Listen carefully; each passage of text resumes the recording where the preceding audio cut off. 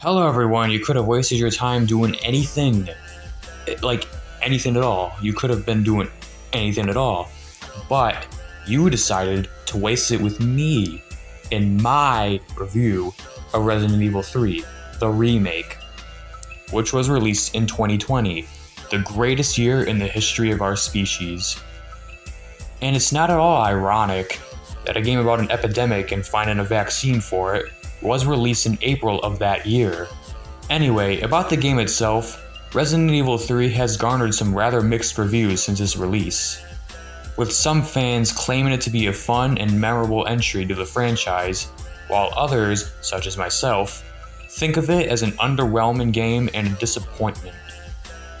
Not to say that the game is bad or anything, far from it actually. It is, however, a pretty disappointing game overall. You could say that just about anything would have been a disappointment coming off of RE2, right? But even then, I think we all expected this game to be a lot more than what we actually ended up getting. But it's not as if terms like a lot or more are exactly familiar with this game, because holy shit, does this game have a content issue. Now, if I had told you that in the grand year of 2020, a game with a 5-hour campaign was sold for $60, you would have spat water in my face and called me a good-for-nothing liar, right? Well, unfortunately for all of us, that ended up being the case. $60 for a game whose story should take you no more than 6 hours to beat? There is no way of justifying this. What a load of shit. I mean, sure, it's not exactly an issue anymore because this game is perpetually on sale, but I don't know, man. Maybe the poor souls who pre-ordered it or something and felt a bite from their own wallets. But financial issues aside, a modern AAA release being this ridiculously short is an issue in and of itself. Especially when you're taking these two things into consideration. Number 1, the lack of extra content, and number 2, the fact that this game is actually shorter than its PS1 counterpart. You have got to be pulling my dick. How do you manage to fuck up a remake so bad that it winds up being shorter than what was already one of the shortest games in the series? That's right, you remove shit. Now, again, I have to make note of the fact that, just like with Resident Evil 2, I have not played the original. However, in this case, I don't find it unfair to make comparisons because things like entire sections and bosses being removed is a surface level observation that anyone can make. You don't need to play the original version of a remake to notice that the latter has removed quite a bit of content. From the graveyard to the clock tower, RE3 really scrapped a ton of assets from the original.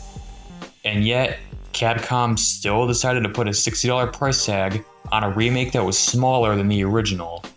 Some awesome side content could have maybe justified the high price, but even that is absent. I'll admit, even RE2's campaign felt kinda brief, and the two scenarios were ultimately very similar.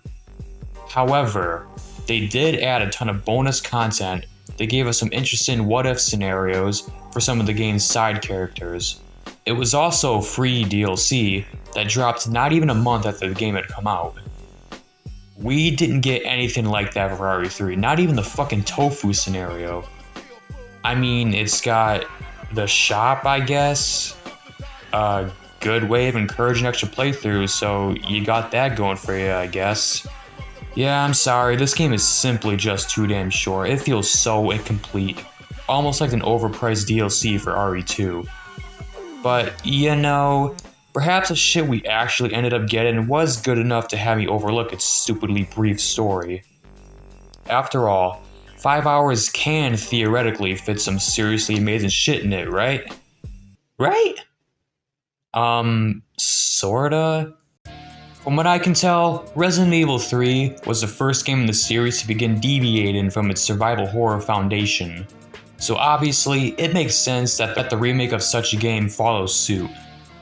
There's still a matter of strategizing how you're going to save ammunition, but aside from that, this is a mostly action-based experience. So expect to encounter lots more zombies, and expect to have lots more toys to play with. And when you also add in the fundamentals that were carried over from RE2R, what you're left with is a really enjoyable gameplay loop. There are a couple of misconceptions I've come to notice with this game, such as the absence of the gore mechanics from the previous remake. That is not true. They're still here. You can still blow the limbs off of zombies, you can still see the blood, pus, and organs gushing from their wounds in all of its glorious detail. Only difference is that you have more tools to dismember those undead bastards this time around. And having bigger, more frantic combat encounters makes something like dismemberment physics something to highlight more so than the game that introduced it. Take the incredible physics of RE2 and combine a bigger arsenal, more ammo, and most importantly, more zombies, and what you get is a fun gameplay system, nothing more to it than that. Some extra mechanics such as critical headshots and Jill's dodging maneuver add some extra flavor to spice up the combat a bit. I mean, sure, you could argue that the dodge isn't exactly necessary much of the time, aside from like bosses. But regardless, I can't help but to feel so fancy when I get a perfect dodge and shit. Carlos gets his own little maneuver in the form of a shoulder charge that could be followed up with a staggering punch should the shoulder charge connect. This, much like Jill's shimmy shake, isn't something you necessarily need to use, but it's just so fun to perform nonetheless. I think that the more I type on my script, the more that I realize RE3 isn't exactly an impressive game mechanically, aside from the dismemberment of course, but it is a fun game. Resident Evil 3 is a simple and relatively easy game, but I'm not going to sit here and lie. There were plenty of moments where I was having loads of fun, especially during some of the more intense moments, such as a hospital raid with Carlos. The way I see it, Resident Evil 3 is something in the vein of Metal Gear Rising, a very short action game that ultimately felt too short, but offered enough satisfying gameplay moments to warrant extra playthroughs. It's essentially the type of game where I could see myself knocking it out in a single afternoon where I'm bored and not sure what I want to play. Its simplicity and brief length do work in the game's favor by giving us something short but something sweet. And as I said prior, the shop is an honestly great way to encourage the player to go through the game multiple times in order to unlock some of those awesome weapons and upgrades. Given how much fun I was already having with the combat, I can only imagine what more weapons are going to do for me. But as much as I did enjoy the combat, there were some things that gave me a migraine. Multiple enemies having one-shot attacks, one enemy having ridiculous requirements to actually fucking kill it, the camera getting stuck in the corner occasionally, the knife being absolutely terrible. All of these things sucked ass, but weren't exactly detrimental enough to ruin my enjoyment. There were just some annoyances I experienced in an otherwise enjoyable game. So yeah, while the combat isn't exactly particularly mind-blowing, it's good for what it is and delivers precisely what it sets out to accomplish. A series of apocalyptic battles with the undead, with very little breathing room in between. Just straight combat from beginning to end against zombies, this weird dinosaur chicken thing, British people, and the thing that should have been the greatest aspect of the gameplay but ended up being the worst. Okay, what the fuck, Capcom? You made the brilliant decision to turn Mr. X into a stalker-type enemy in the RE2 remake. All you needed to do was to give Nemesis an at least similar role. But instead, Nemesis is only used for scripted chase sequences and a handful of pretty cool boss fights. The bosses against Nemesis were fun, even if the second and third fights felt kinda similar. I mean, they both have the guy running around like a dipshit until you stun him and do damage. But I digress. His boss fights were fun. These fucking chase sequences, on the other hand, oh my god, this is so lame, I hate it so much. Not only because the chases are basically automated, but because they speak to a much larger problem within the game. Resident Evil 3 is a very cinematic game. Now obviously, that's not a bad thing, until you consider just how many fucking automated sequences and QuickTime events there are in this fucking game. It's not quite to the extent of Resident Evil 6 at least. I mean, it's not like there's a QTE for starting a car. Oh, you son of a fucking bitch. Oh, and don't think for a second that the world famous hold forward to crawl away QTE doesn't rear its ugly head, because it does. Spoiler alert, it does. And it sucks. Now, I will reiterate once again that since I haven't played the original RE3, I can't make any comparisons to the PS1 original. To the original RE3, I can't make any comparisons. But as for the RE2 remake, I can go all out in comparisons. And boy, is Nemesis a massive step down from Mr. X in every conceivable way. There's just no sense of urgency when it comes to Nemesis when all of his encounters outside of his boss fights are piss-easy chase sequences. I especially love the fact that some of them even tell you where to go, like, wow, I'm supposed to go that way? Thanks for the tip. I totally would have never guessed. It just goes to show that Capcom were too busy making this a more cinematic experience as opposed to a frightening and intense one. Sure, the cinematic aspects are impressive, and Nemesis' design is killer. A little over the top and silly, but it still goes hard either way. However, when you reduce much of his appearances to shit like this, you're just taking away from the experience instead of adding on to it. When you're too busy wowing your audience with these automated segments with very little gameplay, you kill the immersion, as well as a villain's antagonistic qualities. I don't feel scared or threatened when I can run straight with minimal diversion, all without consequence. All I feel when I'm stuck in these segments is, can we just get this over with so I can get to the boss fight already? And here's another thing. You want to know what really made Mr. X so terrifying in RE2R? It's the way he constantly chased you down through diverting from his original course in order to hunt you down in a timely manner. This was allowed to happen through the flexibility of the police station's level design. So when your game is more linear, it ends up hurting the only two actual stalker segments Nemesis has in this entire game. In those particular parts of the game, there's just one super obvious point A to point B path, with no way of moving around to try and throw off the pursuing Nemesis. And the constant cutscenes being thrown in, my god. My fucking god. It's like every 5 seconds they throw in a cutscene. Jesus. I'd say this intrudes upon the flow of the game, but what flow is there to this on-rails automated bullshit? More concerned with a cheap spectacle as opposed to actually fun and intense gameplay. Do you see the problem here? Do you see the fucking problem? And during the first non-scripted chase sequence, Nemesis goes Usain Bolt on your ass, having the ability to sprint towards you and leap right in front of you to block your path. And all this does is make me wish he were a full-time stalker. Like, imagine how terrifying this would have been. Nemesis is presented as this Mr. X on steroids, yet he winds up being Ramon Salazar after a 20-pack of Pabst Blue Ribbon. Nemesis was a complete and utter failure in every regard. He didn't even kill any STARS members. Like, what the fuck?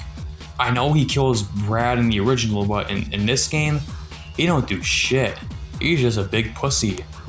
What an anticlimactic mess he turned out to be. Too scripted and simply not scary enough. Not even close. I've heard that he was a pain in the ass in the original, but come on. I would have accepted anything over this drunk rock-propelled pea shooter or the Sonic Forces ass hold forward to win bullshit.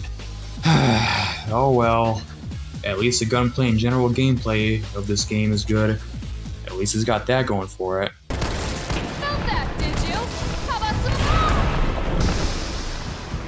some? Oh yeah, this game has a story, right? It's pretty good. Kind of in a similar boat as RE2, where it's a simplistic story playing to its strengths. Mainly strong character interactions, which this game has aplenty. But instead of focusing on the emotional aspects of the virus like RE2 did, RE3 focuses on the more apocalyptic side of the outbreak. I mean, just walking around the city and seeing everything all fucked up, with the streets ablaze and zombies crawling all around, is some seriously menacing stuff. This game has some pretty wicked atmosphere.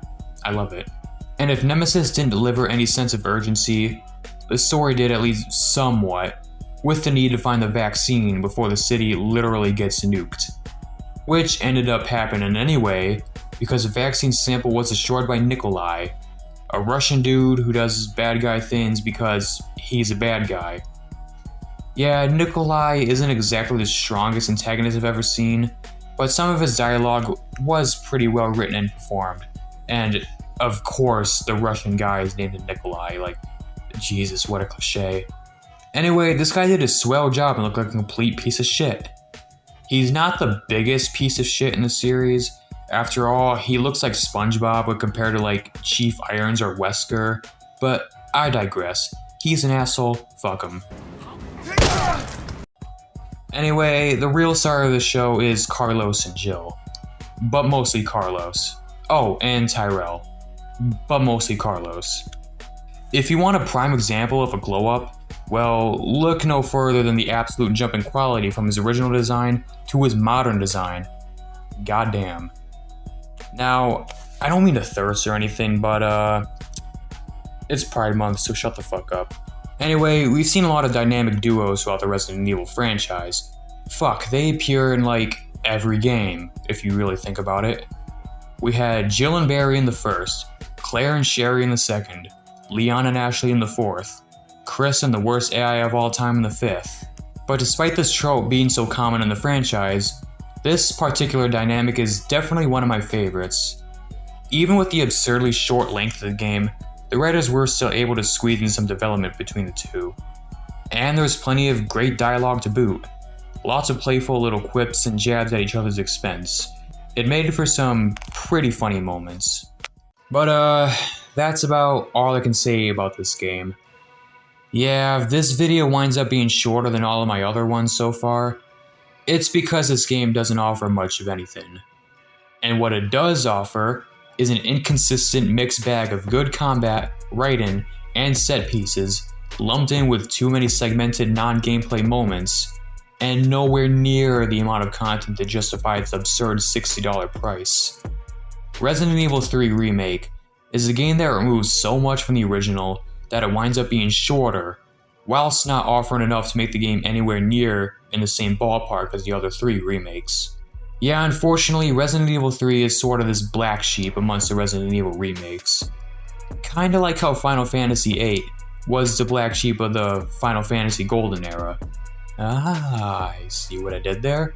And while the game is fun and does offer a surprising amount of replay value, I cannot, in good faith, give this game a high score due to its absence of content from the original, along with its actually original ideas feeling too lackluster, making it an overall mediocre project, albeit one that's at least relatively enjoyable.